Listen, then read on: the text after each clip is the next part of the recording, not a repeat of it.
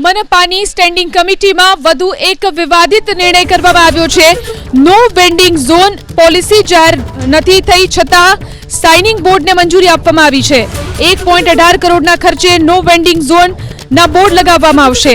નો vending ઝોનને રાજ્ય સરકારે હજી સુધી પરવાનગી આપી નથી। સ્ટેન્ડિંગ કમિટીના ચેરમેન દેવાંગ દાણીએ આ અંગે નિવેદન આપ્યું।